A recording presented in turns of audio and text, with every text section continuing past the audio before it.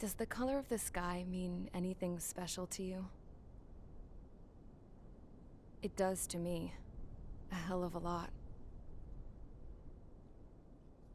When I close my eyes, the sky in my dreams is a deep, dark blue.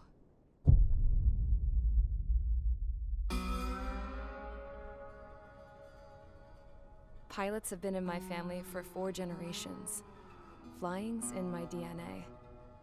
Even so, my grandpa didn't want me joining the Air Force.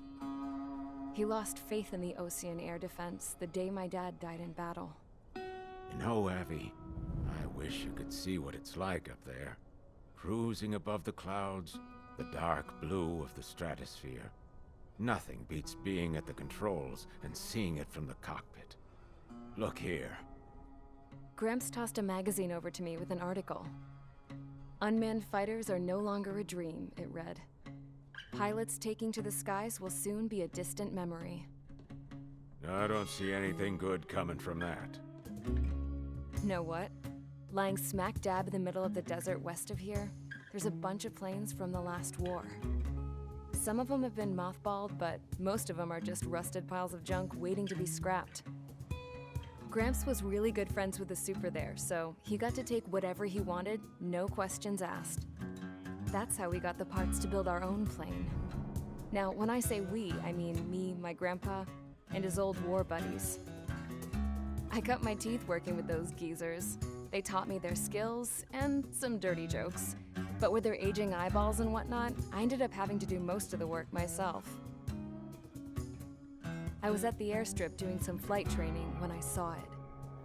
A prototype drone. It wasn't much of a plane, more of a trash can with wings. Laugh at it all you want, kid. But technology's always changing. If you don't keep up with it, it'll leave your ass behind. It took 6 years and 8 months to get that engine running. And it took us another 1.5 years after that to finally get the balance of the airframe just right. I'd gone from being a little girl to, well, still a girl, just older. But now, I was all alone. Wherever the souls of my Gramps and his pals are flying, I hope it's peaceful.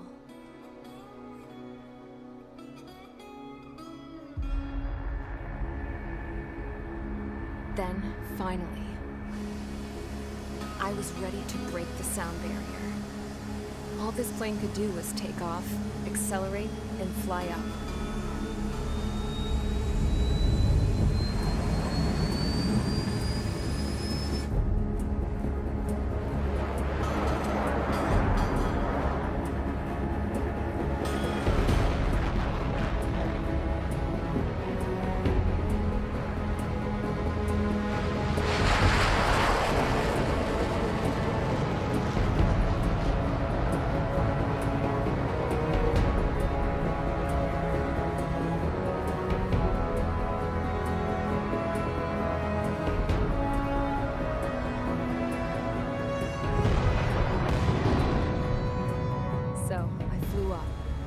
Straight up, through the clouds, higher into the sky. Dark blue. I could almost touch it. Then I saw Osius fighters. They were tailing something. A drone. They were going full out chasing that thing. Doing 30 Gs at least. Damn, I've never seen anything move that fast. It had a rose painted on it. The Erusian emblem. But that country's a whole continent away from here. Right. You should have been wearing a vest between this piece of junk. Should have built a deterrent too.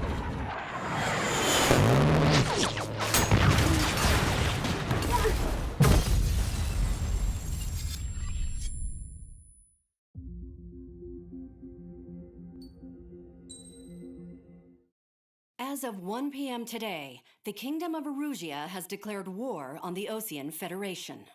As soon as the news broke out, enemy aircraft began bombing Osean territory, causing widespread destruction. The Air Defense Force has released a statement saying this violent attack was carried out by drones. They speculate the drones were secretly transported to Osea in shipping containers and launched remotely. The Secretary of the Navy has stated that the enemy was targeting naval ports across the country. According to the Secretary, all of the nation's aircraft carriers, including one still under construction, sustained severe damage in the attacks. We have yet to hear back from the department as to the fate of Osean carriers currently at sea. Hold on, I've just received breaking news. The International Space Elevator, which is being built in southern Usea, has been seized by the Erusian army. Reports say former President Harling was touring the site at the time, but his current whereabouts are unknown. Our sources in government tell us it was Harling's policies regarding the space elevator that caused economic frictions in the area, and which ultimately led to this war.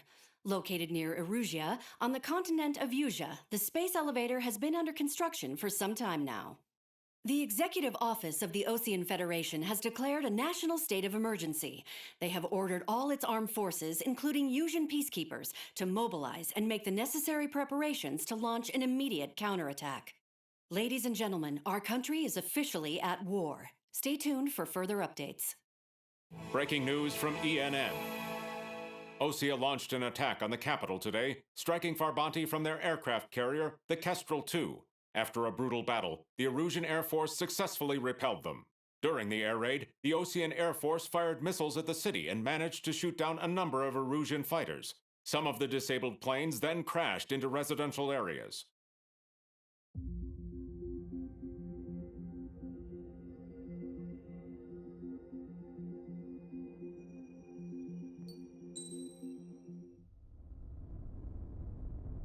The world was screwed. 20 years ago, the Earth got slammed by an asteroid. Usea was on the wrong side of the planet and got hit. Hard. Refugees swarmed the Erusian Republic, the biggest country on the continent, plunging it into chaos. They were desperate and started a war, one they had no hope of winning. That's the war my dad fought and died in. The biggest nations from 2 continents went head-to-head, and the so-called righteous Oseans struck the deal that ended it. They fancied themselves the only nation that could bring peace and stability to the world. They even tried saving the Usians, still suffering from the disaster. That's how a space elevator, stretching way up into the sky, ended up being built in Usea, paid for by the Oseans. President Harling said he did it out of compassion for his fellow humans. But to the folks in Erusia, it looked like Osea was moving in to take over. Erusia went from being a republic back to being a kingdom. When they started this new war, they managed to get the drop on everyone. As of 1 p.m. today, The second the declaration hit the news, Erusian forces took control of the space elevator without spilling a single drop of blood. President Harling was touring the elevator when it happened and disappeared. Then, while that was going on, the Erusian ships that were docked all around Osea released a swarm of drone fighters they had hidden on board in containers. No one thought they were capable of doing what they did that day. With pinpoint accuracy, they managed to take out everything that was military, and not a single civilian was hurt in the process. Osea pissed lots of people off with their huge military presence around the world. Erusia didn't have the same reach, but they could hit their targets faster and cleaner. And when all this was going down, I just so happened to be in my flying drag racer.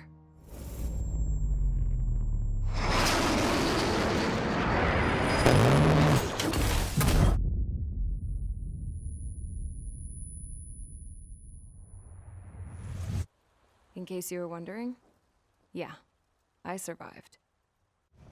I crashed in a bombed-out Osean Air Force base, then got arrested for breaking wartime aviation laws or some crap.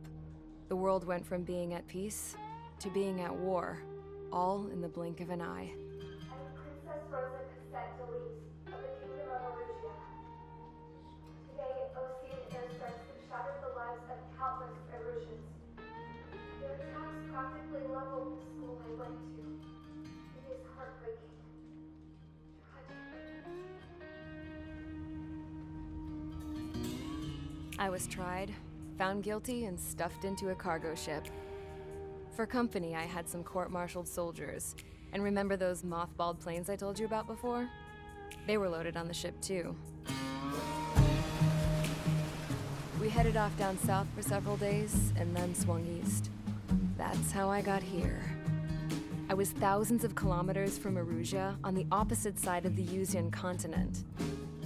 For a port, it was dull as hell. It had 3 rusty patrol boats, and the base? The fences were topped with razor wire, the tower had a searchlight and machine guns, and a truck with a gun turret was parked in front of the gate. Its gun was aimed at the yard. This was a prison. This place looked like a full-on base, but half the tanker trucks were just big balloons, and the runways weren't even paved, just painted on the dirt. The whole place was just one big fat lie. The only reason I was here is because they knew I'd restored a supersonic plane. They wanted me to make something out of the mothballed planes they brought, that they could park on the fake runway. Can you believe that shit? So, I tried to escape. They found out and set the dogs on me.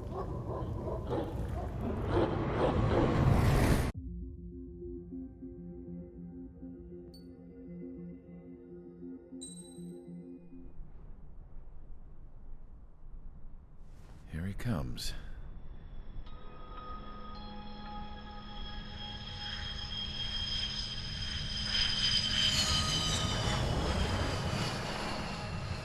Mihai's looking worse. Thank God he has his granddaughters here to help him out. They're sisters, 15 and 10. Engaging the enemy in combat so we could use his physiological data to improve the drones had always taken a toll on Mihai's body. But today, he was really showing his age. The drones we based on his data were being taken down at a faster rate now compared to when the war began. When Mihai found that out, he insisted on flying to the front lines to see it for himself. Sometimes he could be so stubborn. His age wasn't the only thing affecting his health. Over the years, flying at high altitudes for prolonged stretches of time had ravaged and poisoned his body. But he was a man of grit. Today, after 28 years, he saw combat again. If his flight suit still wasn't good enough to protect him, I can't imagine how many G's he hit today during the battle. As a pilot, he exceeds all our expectations. It's going to take a bit more tweaking before our drones can match his skill.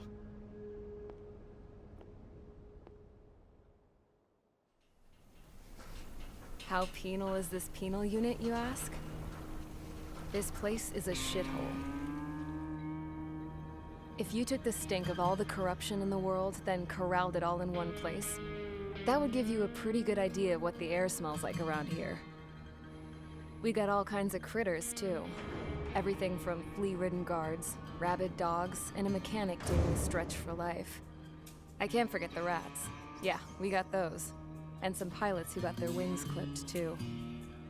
One's a great pilot, but a lousy thief. One's a gambler with no luck. And one's an anarchist with no balls. Their job here was to rev the engines on the fake runways. The idea was for Erusia's spy satellite to pick up the heat sig. Even though there weren't any real fighters here, it looked like it on their infrared. I bet you're wondering, if Erusia lost the war, how come they still have a spy satellite? Because someone over there was smart enough to train a bunch of computer nerds to hack into half of Osia's satellites. That's how come. Every now and again, I'd try to bust out. And every single time, those damn dogs would drag me right back. When I was in my cell, I'd hear this voice coming from the guards room. It was the Erusian princess rallying her people on the Erusian national broadcast. All us prisoners had become big fans of hers. You want to hear something funny? The guards were big fans too. I swear to God, every time she was on the air, they'd turn up the volume on the radio and sit there listening. I could see how someone like her could win the hearts and minds of soldiers and workers alike. When the princess said something, you could tell she meant every word. Lately, she'd been having more fun with her speeches, and that made her seem even more charming. You could say her charm was like a virus. Whenever she'd point out stuff that was wrong with Osea, the prisoners in here went nuts. Hell, if anyone knew how messed up Osea was, it was the prisoners. They'd shout, "Burn Osea down." No way am I just gonna sit here and rot away in this hellhole. Dark blue. Instead of building fake-ass planes to trick Erusea, I'm gonna build one that'll really take off. You can count on that.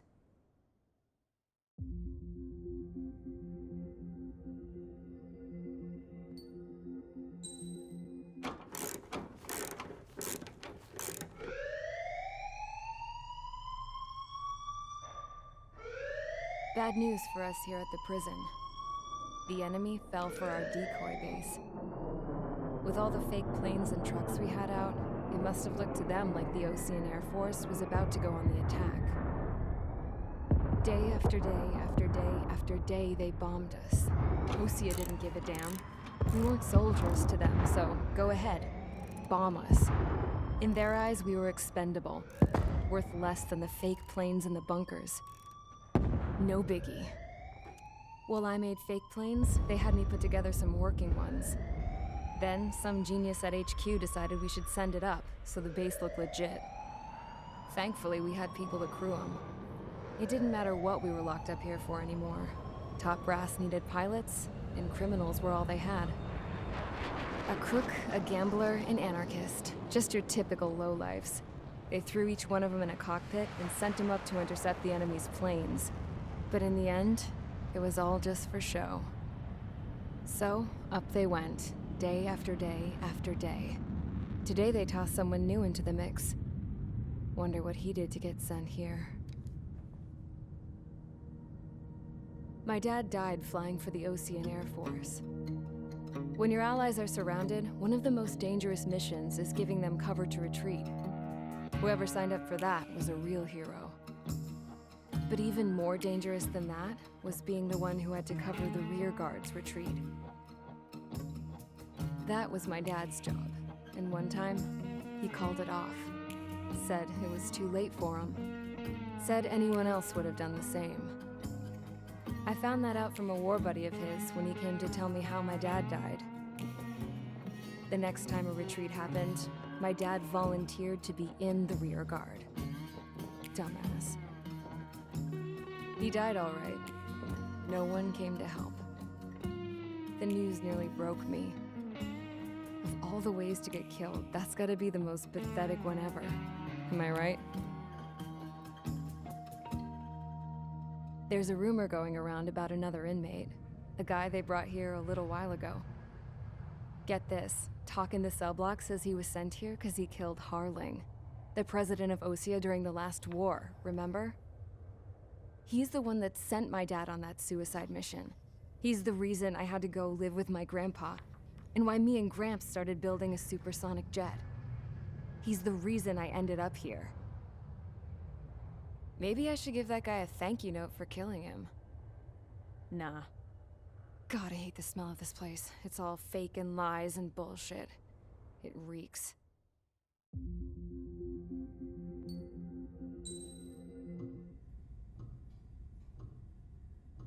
Mihai's granddaughters liked to keep to themselves mostly. They were well behaved and possessed a sort of quiet elegance. From time to time, I'd catch myself looking at them, wondering what they were talking about. I'm sure everyone on the base did the same. They were such enthralling creatures. Every night, a crowd would gather around Mihai. They were the men tasked with guarding him in the air. Their jackets all bore the same patch, a relic from a nation that was long gone. Decades ago, during the Age of Expansion, the Kingdom of Erusea absorbed many countries. Theirs was one of them. Mihai asked them, "Yet what is a nation? Can we actually see the physical lines that divide one from another?" People of my generation can no longer speak the language of our homeland. My grandparents always look sad when they see I have no idea what they're saying to me. Mihai didn't say a word after that. His scarred face betrayed no emotion. He didn't get those scars from flying, though. Mihai was originally from Shalaji. His real name is Mihai Dumitru Margarita Corneliu Leopold Blanca Carol Aeon Ignatius Raphael Maria Nikitas A. Shalaji. When he was young, he was the heir to the Grand Duchy of Shalaji. Then, revolution broke out among his people. Mihai was betrayed by a close friend who pointed a gun at his face and pulled the trigger. The revolution was successful, but the new country that sprang from it was annexed by the expanding kingdom of Erusea. The Erusian royal family allowed Mihai's family to retain their title and noble standing in the new kingdom. But Mihai surprised them all by signing up for the draft like an ordinary Erusian citizen. He was then accepted into the Air Force Academy by order of the king. Mihai soon became an ace pilot. When the royal family was ousted and Erusea became a republic, he continued his service for the new regime. Test sites soon flourished. One day, a classmate of Mihai's granddaughter visited. I noticed the rose emblem.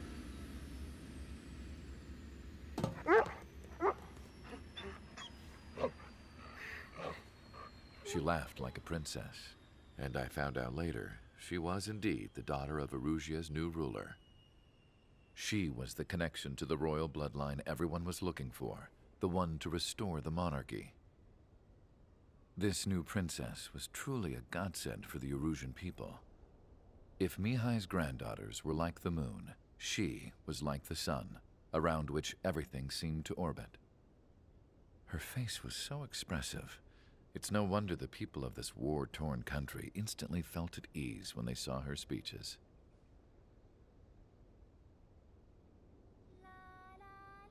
They started singing. The pilots of the support plane smiled, even though they wished their nation were independent from hers. Angelic. I wonder how Mihai felt about all of this. It was my job to research his neurological data, after all. I wish I could figure him out. Whatever his feelings were about losing his homeland, he kept hidden, even from me.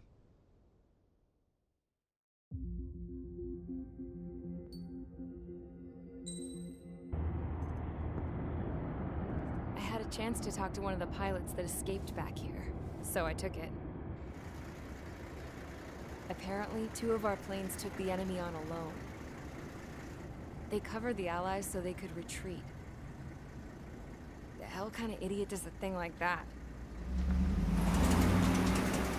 The last pilot to land back at the base was that scrawny anarchist dude. He always had this dumb grin on his face, like he didn't give a damn about whatever he did to get thrown in here with the rest of us. Was he the one who went gung-ho? I bought him a drink later. After the usual small talk, I turned the topic around to the mission. For an anarchist, he struck me as a bit weird. Nothing like what I expected.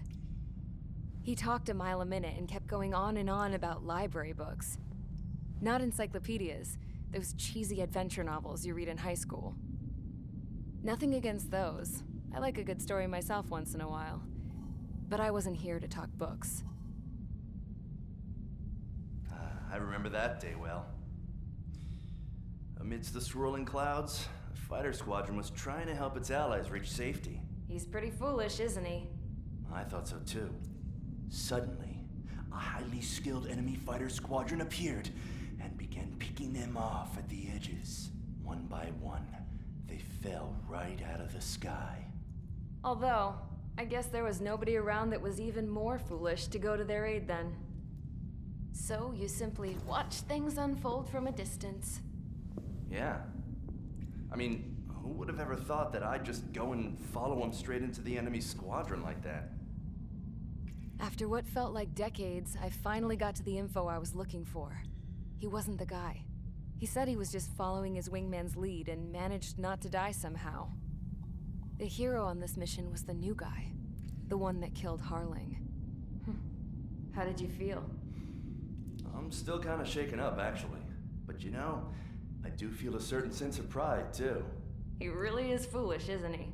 Yep, he sure is.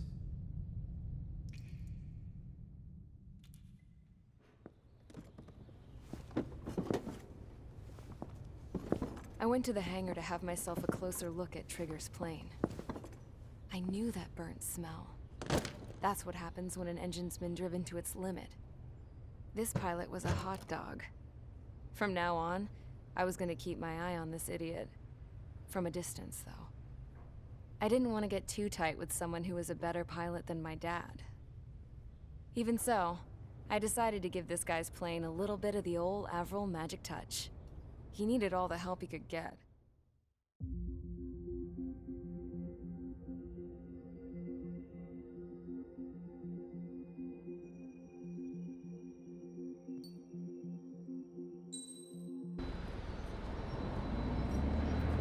Suddenly, we were being treated like a regular unit. We've been ordered to pack everything up and move the base further inland. We even got a transport plane. The funny thing is, no one here remembers I've got a bum leg and, oh, that I'm not a soldier. Take a look at the map. There's an island on the other side of Yuja our Marines landed on.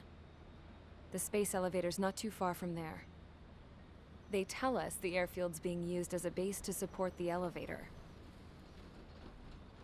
Not sure if I trust that intel. Anyway, the transport plane's gonna drop us there, without any fighters to cover us. Some genius thought we could commandeer the enemy's jets they left in the hangars, and use those to fight. Y'all aren't real soldiers, they said. Any other day we'd be using you lowlifes to go out and dig up landmines. And prisoners don't get guns. You'll just have to make do with whatever we give you and like it.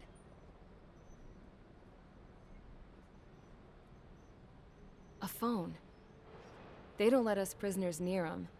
But with all the hustle and bustle of moving the base, they forgot to lock this one up. Looks like an antique. I lost my right for a phone call ever since I was arrested and locked up. It's trippy to think that I can just hook it up, dial a number, and talk to someone from my own country. Planning escapes ain't all I'm good at. I'm plenty good at remembering phone numbers, too. A little while later, I headed over to HQ. You must know. We did get a call direct from command. That pipe, what exactly are you doing with it? My grandfather had a lot of friends in the Air Force from his time as a lieutenant. My point? Well, you're going to set out in your own special aircraft. Then you'll send everybody else off in the wrong direction while you head somewhere else. All right, fine.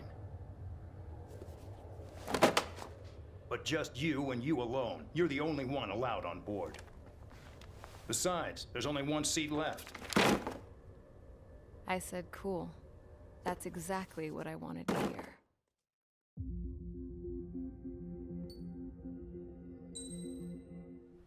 I was born downtown, in our capital. When I recall my homeland, my thoughts are filled with the sights and sounds of the city. But home means something different to each and every one of us. Therefore, I've decided to visit every place where our citizens call home. The Kingdom of Erusia is a land of diversity. Each region has its own unique and special culture.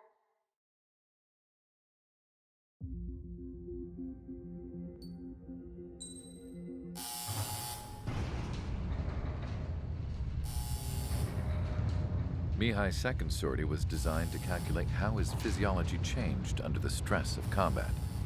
My job was to compare his performance as a pilot now to when he was younger and understand how his skills evolved. To tell you the truth, I'm not sure I wanted to know the answers anymore.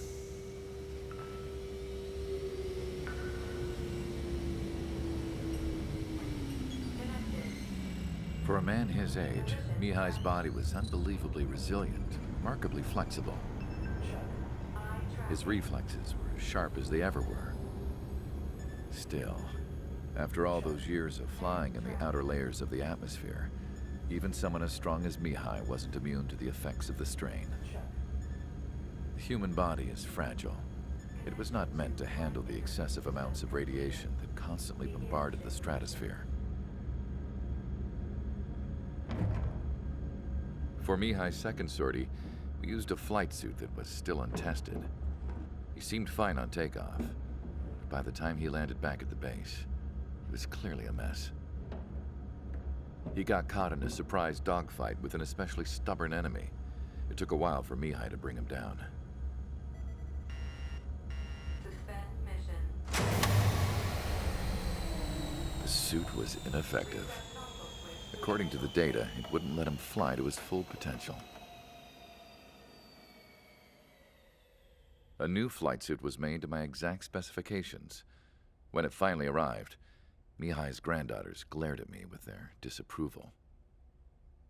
They blamed me for the pain their grandfather had to keep enduring. But Mihai remained stoic. He wasn't the type of man who cared about anything that happened here on the ground. I wasn't worried about it. I was confident the new suit would protect him thoroughly, so that he could maneuver his plane any way he wanted. The moment he took off in his new flight suit, I realized what I had failed to before. Right after takeoff, as the wheels retracted, the plane suddenly arced up. It accelerated so quickly. I had never seen a plane move like that before. Mihai hit the high G's multiple times before disappearing into the blue. The support team couldn't even keep up. And then I knew. I understood why he never seemed to care about restoring his stolen country back to its former glory, and why he didn't seem to care about anything that happened here on the ground. Of course, Mihai's kingdom was the sky.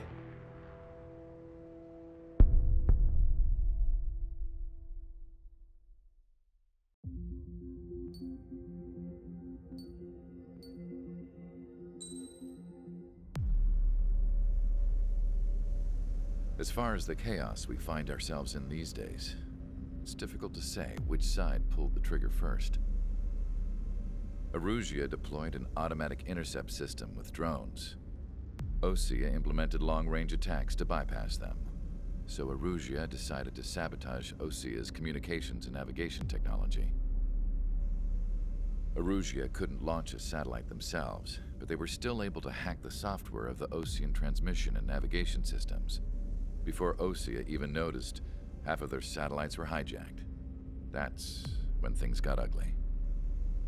In an attempt to knock out each other's capabilities, both forces launched fighters loaded with anti-satellite missiles at the same time. Only military satellites were targeted. However, their destruction created a debris field in orbit, which wiped out scores of other satellites, both private and government-owned. What kept the world relatively sane up to that point had been free-flowing data and information. But now, those were gone. All that remained was chaos and confusion. Government and civilian broadcasts and transmissions were cut off. The flow of information had ceased. Forces on both sides of the conflict now found themselves unable to communicate with their superiors. Many of the smaller countries annexed by Erusia and yearning for their independence seized the opportunity and started their own uprisings. As for why some of Osea's military decided to break off from the main force and continue on their own, I have no idea. Perhaps there was some sort of dispute over the chain of command. The continent that had once seen wars that were only fought between Osea and Erusia was now full of numerous conflicts between rival leaders vying for power. Insurgencies were everywhere. I even heard a rumor that a group of Osean convicts had rebelled. Rumors. It never ceased to amaze me that even at a crazy time like this, something as trivial as a rumor could find its way here. Communications from corporate were cut off. Apparently, the entire computer network was down. It was a wise decision to make our drones autonomous with AI instead of being radio-controlled. Wise and forward-thinking. Even with their GPS offline, they can still use their sensors to navigate as long as they're working properly. I'm sure the drones are still working perfectly, following their mission orders to the letter. I wish I could upload Mihai's new data to them. But without a connection, I can't upload the software to the active drones.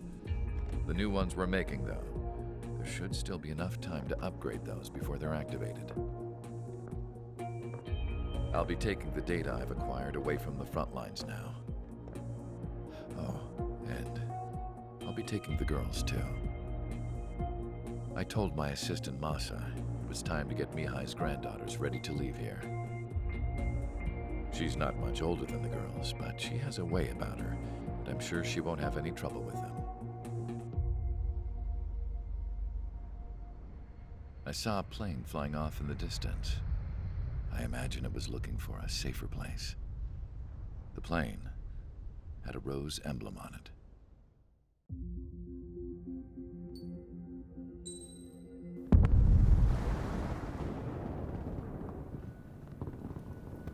The island we went to was supposed to have been secured by the ground forces.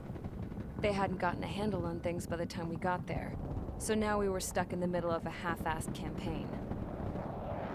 My job was to get the planes ready for combat, making repairs and handing them over to our troop of cons. Thing is, the enemy still had the hangars. The comms were still down, so none of us knew what the hell was going on.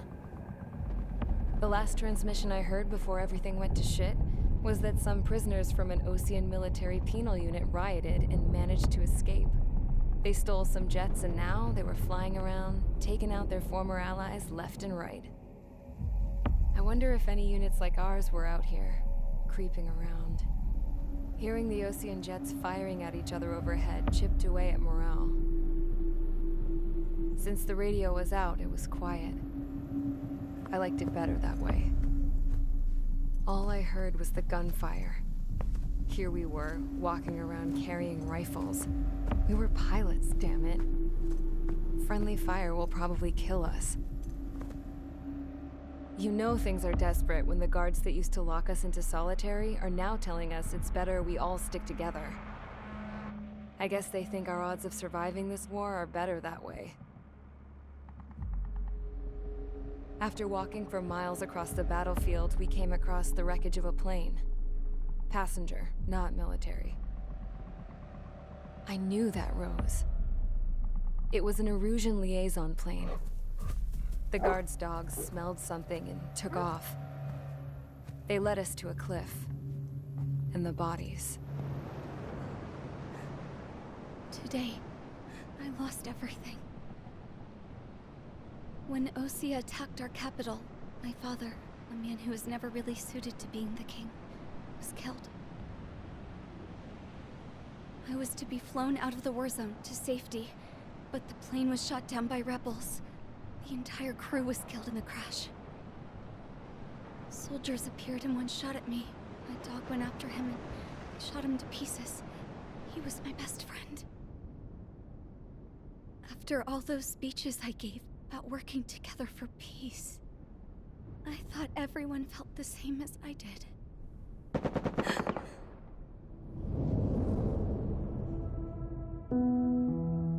I'm sure the soldier who shot at me knew I was the Princess of Erusia.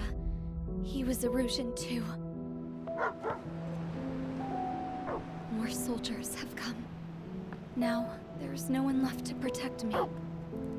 I am so numb, I cannot move. I watch as one of their dogs approaches. It sniffs mournfully at my dead friend. I wonder if it grieves for him as much as I do. I can barely think. I feel weaker by the minute. I don't know who these soldiers are with, but I managed to take a sip of the water they gave me. How long have you been here? Somehow, I muster the courage to answer the woman's question. I tell her I've been there 3 days. They gather around me with grim looks on their faces. What would they do if they knew I was the Erusian princess? After searching the cockpit of the plane, the woman who spoke to me before came back to me. This is an air-to-ground tactical radio. It still works! I noticed she walked with a limp. She knelt down next to me and asked her companions to give me some food. And then, very softly, she said, You see, I used to listen to your broadcasts, Your Royal Highness. Just what did you see here?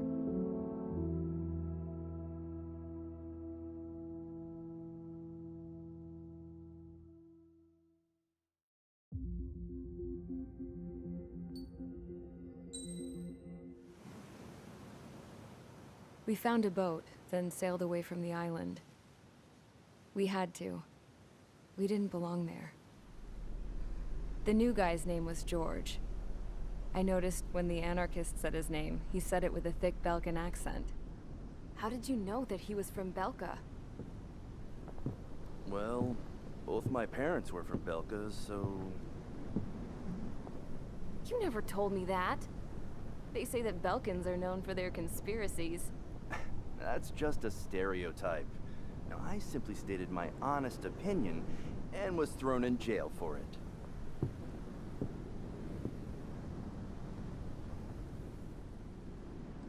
The princess sat there looking miserable.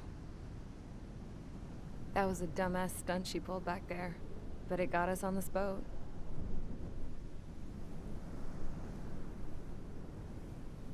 Take a look at that. This ship is heading for a single rope that's hanging down from the sky. Do you know how far the end of that rope reaches?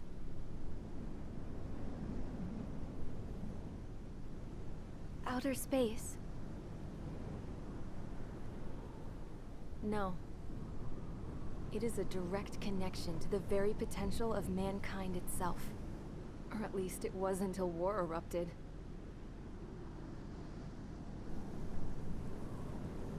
It's my strong belief that the rope might be connected to a very distant, faraway source of great conflict and strife. Even long before the war, the whole world started falling apart once Harling began trying to build it. I often wonder what was going through Harling's mind when he was trying to destroy the very thing that so many people were sacrificed in order to create. Sacrificed? What do you mean? Have you seen all of those countless old space shuttles on Tyler Island that are no longer in use? Yeah. I always thought of them as a good source of scrap. They're an obsolete technology that was abandoned during the construction of the space elevator. Which would mean that if the space elevator was destroyed, it would be that much harder for mankind to reach the stars. Until we find another way. But even then, Harling still went ahead and tried to destroy it. At the cost of his own life. That's not the way I heard it. What I heard was that he sacrificed himself to protect the tower from an incoming missile. Oh, I was told he tried to fly his ship into the tower in order to destroy it. I wonder which story is true, Your Royal Highness. I don't know. Looking at it objectively, it's reasonable to believe that Harling had both options before him. When it comes to which one you think he took, I guess it's like a mirror. Yes, it is. It's like a mirror looking into your own soul, based on whichever choice you believe it was. At the moment, though, I can only see darkness.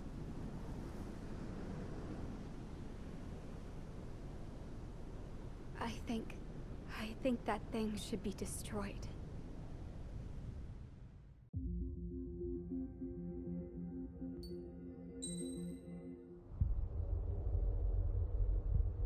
When we got to the mainland, we found the space elevator's support facility.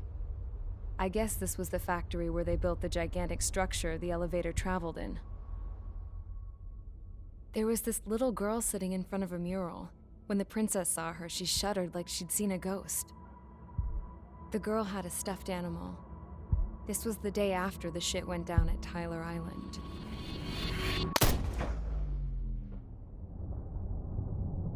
She walked right up to the princess, took her hand, and led her into the factory. One thing's for sure, they knew each other. The factory'd been converted to a production line for Erusian drones. It was fully automated and chugging along, making drone after drone after drone. Once they got inside, the princess stopped and just stood there.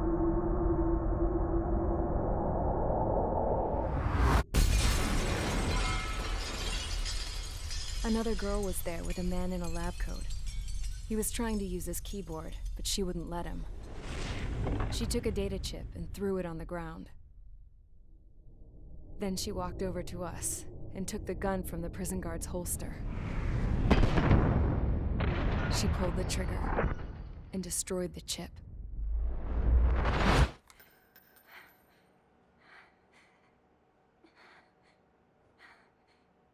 Later, I found out that the girl with the gun and the one with the stuffed animal were sisters. They were also the granddaughters of Mihai A. Shalaji, the legendary pilot. Gramps used to talk about him. He said Mihai was the top ace from 2 wars ago. Know any Belkans? Because this guy was a Belkan, and they love to stir shit up. Pitting nations against other nations is a particular favorite of theirs, along with developing hyper-advanced technology. That's right. I'm Belkan, born and raised. My country is gone now. Rather than surrender to its enemy, Belka detonated 7 nuclear weapons on its own soil. My people scattered around the globe, living in the shadows of other countries. We had a new purpose: to breed wars. The theory was that through war, we could achieve our destiny and our revenge. I had just finished inputting Mihai's data when his granddaughter came in. She destroyed the only copy I had of the information I squeezed out of him. The girl loved Mihai. No one knew more than her just how hard I pushed her grandfather for that data, how much I made him sacrifice in the process. I promised his granddaughters that his efforts were not in vain, that it could end this terrible war. But in the end, it only caused more chaos and despair. We were responsible for all this damage, all this tragedy. Now, we were going to pay for it. The Erusians, once our allies, would see to that. I had lost the drive to continue my work, even before I noticed Mihai's granddaughters eyeing me with suspicion that one day. I should have stopped then, for all our sakes. Mihai's granddaughter tossed the gun aside. She said if she resorted to killing, she'd just end up like the rest of us. And by us, she meant everyone, including the princess. Like me, the princess was afraid to look into the girl's eyes. She knew that by encouraging her people, she kept the war going. Mihai and his granddaughter were victims of it, and now, they too were paying the price. Is this for Belka? Or for Erusia? My grandfather had only one wish: to continue soaring through the endless skies. That was the only place where he felt alive. But I don't even have a country to call home, let alone the sky. The Black Forest, the lake, they are no longer mine. even though those lands were once cherished by my late mother. We have to learn to put that sense of nostalgia behind us and behave like mature adults. My homeland. She's right. It feels so far away now. The woman with the rifle approached me. She was focused on more pressing issues. I checked the computer. All of the data on the legendary Ace had already been installed. No, I pulled it before it was completed. However, there are 2 aircraft that are already scheduled to be manufactured based on that data. We must destroy the factory.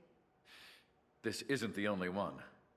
There are more facilities just like it, and the 2 planes containing the data will be manufactured at one of those facilities. So, this place runs on solar power that the space elevator generates, right? How about the others? We can destroy the space elevator and cut the power to them. First things first, let's take this one out. I'll show you which locations to target.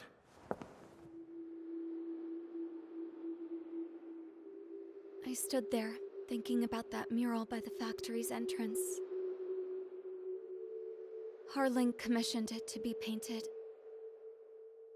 I realized that in the background, behind the dancing figures, the artist had painted several space elevators. I understand now. The space elevator wasn't designed to exploit Erusia after all.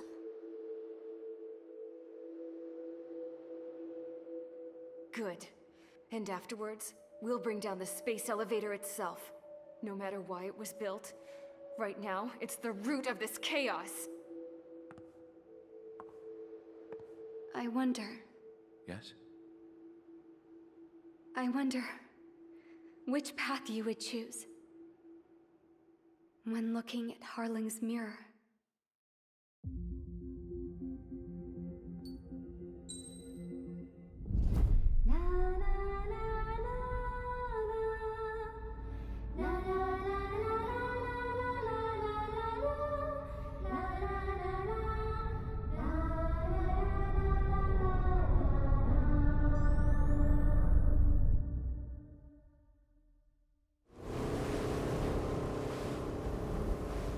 Hell, I can't just snap my fingers and make a plane.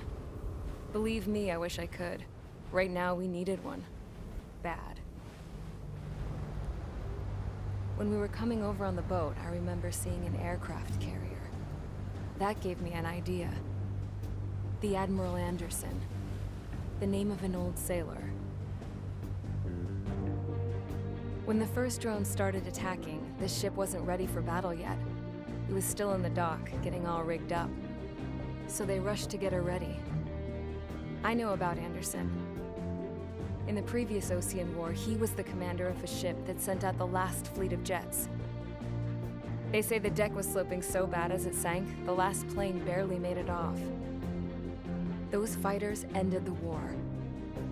That story gives me a little bit of hope, especially at a time like this. We're all in the same boat, like it or not. If this war keeps going on like it is, it'll be the end of everything. The military loaded this thing to the rafters with planes. Some were fighters that were going to be delivered to bases in occupied territory. It was hit before it could complete the mission. Jackpot. The hangars were loaded with goodies. This Scrap Queen's got work to do.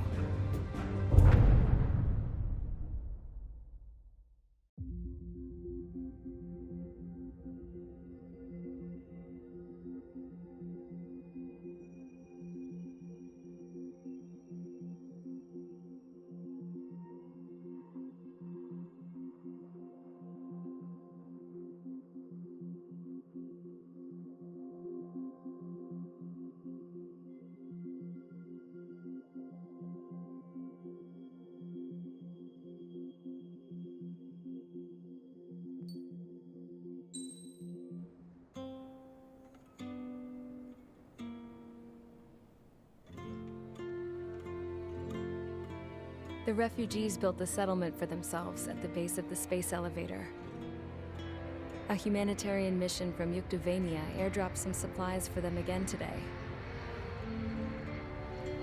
Thanks to the princess, the whole world was pitching in to help these people. Handing out the relief supplies would have been a perfect gig for that anarchist dude. But since he's dead now, the job went to the guy from Belka, George. I guess Tabloid got that new system he wanted in the end.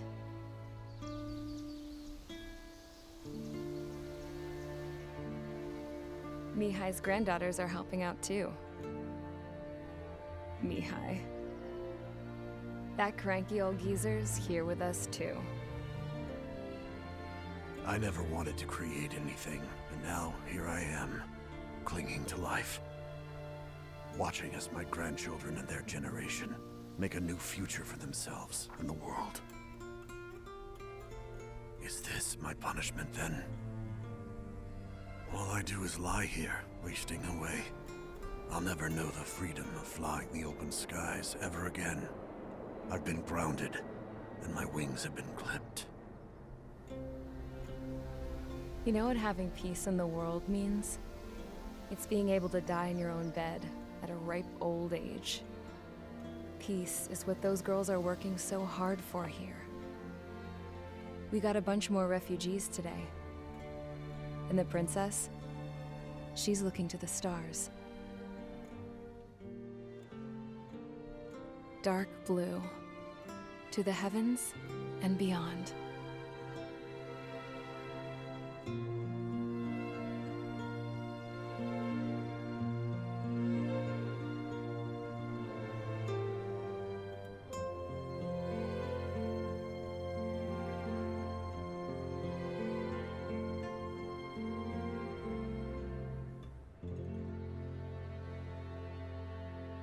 Can you hear me?